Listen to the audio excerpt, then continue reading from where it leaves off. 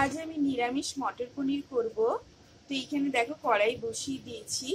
কড়াইটা আমার গরম হয়ে গেছে। এবার আমি পনিরগুলোকে ভেজে নেব। এখানে আমি হাফ চামচ তেল দিয়ে নেব, হাফ চামচ ঘি দিয়ে দেব। পনিরটা এবার দিয়ে দেব। এই পনিরটাকে ছোট ছোট করে কেটে তারপর নুন মাখিয়ে রেখেছিলাম, এটা আবার ভেজে নেব। এবার একটু ভেজে নেব পনিরটাকে। পনিরগুলো আমার ভাজা হয়ে গেছে, এবার এগুলো আমি তুলে নেব।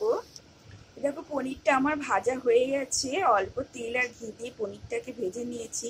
এবার মূল রান্নাটা এবার আমি 1 টিস্পুন অয়েল এর মধ্যে দিয়ে নেব। এর মধ্যে সর্ষের তেল আর সাদা তেল মেশানো হয়েছে, তো এটা দিয়ে দিলাম। এটা লেস অয়েলই হবে, কিন্তু খেতে খুব টেস্টি হয়। এবার আমি মশলা দিয়ে দেবো এর মধ্যে। আমি তেজপাতা, হিং আর ইলাইচি দিয়েছি, এটার মধ্যে দিয়ে দেবো। এবার আমি হালকা করে একটু ভেজে নেব। এবার আমি টমেটো আর কাঁচা লঙ্কাটা দিয়ে দেবো এর মধ্যে। এবার একটু হালকা করে নাড়িয়ে নেব। এবার আমি নুনটা দিয়ে দেবো, একটু নাড়িয়ে নেব। টমেটোটা ভাজা হয়ে গেছে, এবার আমি বয়েলড করা আলু আর মটরটার মধ্যে দিয়ে দেবো। একটু হালকা করে নাড়িয়ে নেব। আর আলু মটরশুঁটি সেদ্ধ থাকলে রান্নাটা খুব তাড়াতাড়ি আর ইজিভাবে হয়ে যায়। অল্প তেলে রান্নাটা খুব হেলদি হয়, খেতে খুব ভালোই লাগে। এবার আমি এই মশলাগুলা জলটা এর মধ্যে দিয়ে নেব।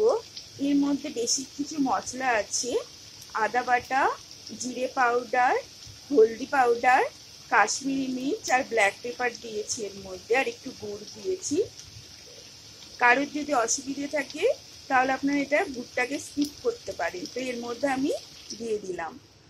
এবার এটাকে হালকা করে একটু নাড়িয়ে নেব কিছুক্ষণ। এবার এটাকে একটু কিছু সময়ের জন্য ঢেকে, এবার আমি ঢাকনাটা খুলে দেখব কতটা কষানো হয়েছে। তো এটা আমার কষে গেছে, মশলাটা অনেকটা টেনে নিয়েছে। এবার এর মধ্যে আমি জল দিয়ে দেব। এর মধ্যে আমি হালকা গরম জল দিয়ে দিলাম, আর একটু জল দেব। এবার আমি এটাকে ঢেকে দেব কিছুক্ষণের জন্য। এটাকে আমি ঢেকে দিলাম। এবারে আমি এই ঢাকনাটা খুলে একটু দেখব। তো এবার পনিরটা দিয়ে দেবো এর মধ্যে। আমার ঝোলটা ফুটছে, এর মধ্যে পনিরটা দিয়ে দেবো। এবার দেখো ভাজা পনিরটা এবার এর মধ্যে দিয়ে দেব। এবার একটু নাড়িয়ে নেব এটাকে হালকা করে। আবার আমি কিছুক্ষণের জন্য ঢেকে দেব। এবার ঢেকে দিলাম কিছুক্ষণের জন্য। এবার আমি ঢাকনাটা তুলে দেখব কতটা হয়েছে ঝোলটা। ঝোলটা আমার প্রায় হয়ে গেছে কমপ্লিট। বেশি সময় লাগে না, খুব ঝটপট হয়ে যায় সবকিছু বয়েলড করা থাকলে। আর পনির ঘি দিয়ে ভেজে রেখেছিলাম বলে ঝোলটার মধ্যে আর ঘি দেব না আমি, কারণ একটু হেলদিভাবে হচ্ছে সে কারণে। এবার আমি এর মধ্যে আর একটা জিনিস অ্যাড করব। আমি এর মধ্যে একটু কসুরি মেথি দিয়ে দেবো, অল্পই দিলাম, বেশি দিলে তেতো হয়ে যেতে পারে। এবার এটাকে একটু নাড়িয়ে নিলাম। এবার এটাকে আমি নামিয়ে নেব। দেখো অল্প তেলে কত সুন্দর হয়েছে, বেশি তেলের দরকারই পড়ে না। বেশি তেলে আমাদের হেলথ খারাপ হয়, তো এরকম অল্প তেলে তোমরা রান্না করে নিতে পারো।